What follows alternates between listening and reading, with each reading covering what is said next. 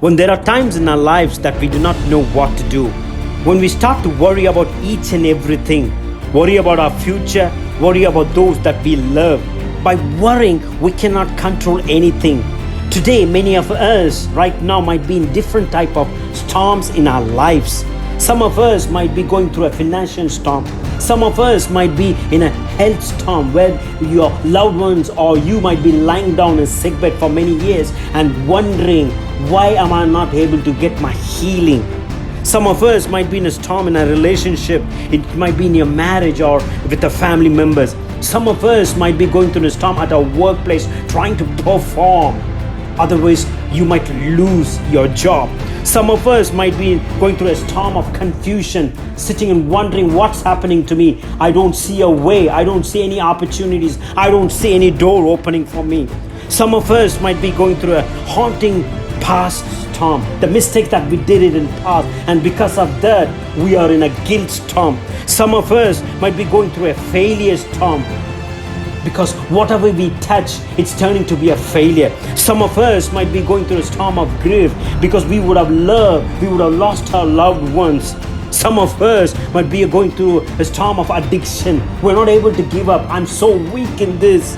Some of us might be going through a storm where you don't feel any more safe or secure, because you might be a single mom or a single dad. Your husband or a wife would have walked away from you, and you're still standing with your 3 kids and and you're not able to meet their ends meet, and sitting and wondering, how am I going to support these kids? How am I going to push these kids to reach their goals and dreams? I feel a failure.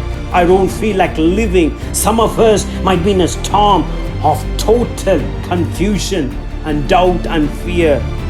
But today, I got a good news. In the book of Matthew chapter 8, it talks about Jesus calms a storm. I'm reading from verse 23. Then he got into the boat and his disciples followed him. Suddenly a furious storm came up on the lake, so that the waves swept over the boat. But Jesus was sleeping. The disciples went and woke him, saying, "Lord, save us, we are going to drown." He replied, "You, O little faith, why are you so afraid?"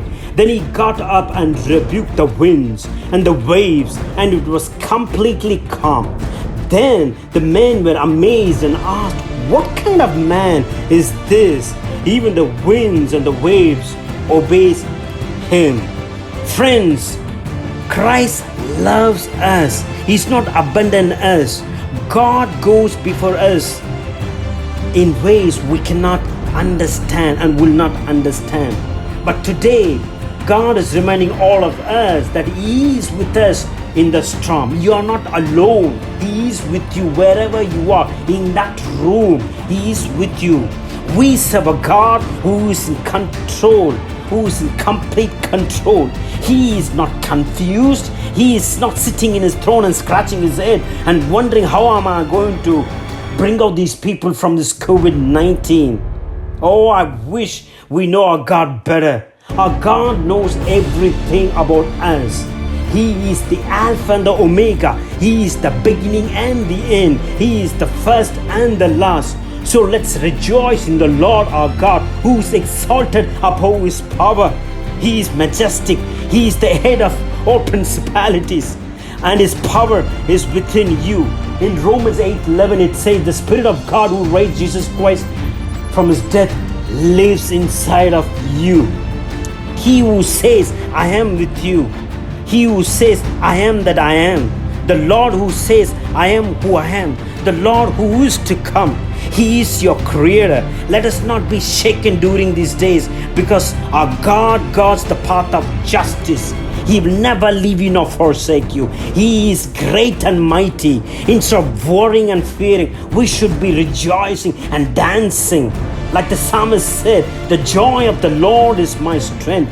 He is a faithful Father. He is our refuge. He is our deliverer. He is our shield. He is our fortress. He is our stronghold. He is a very present help. He is a anchor for our soul. He is the true light. He is the light of the world. He is our heavenly Father. He is perfect in his knowledge. He is the Son, the most of high God. He is the light of the world. He is the bright and the morning star. This rock of all ages. You and I need not to be worried because our Christ is with us in our boats. So let's rejoice in him and keep enjoying his presence, because when our God speaks to our situations, everything has to obey him.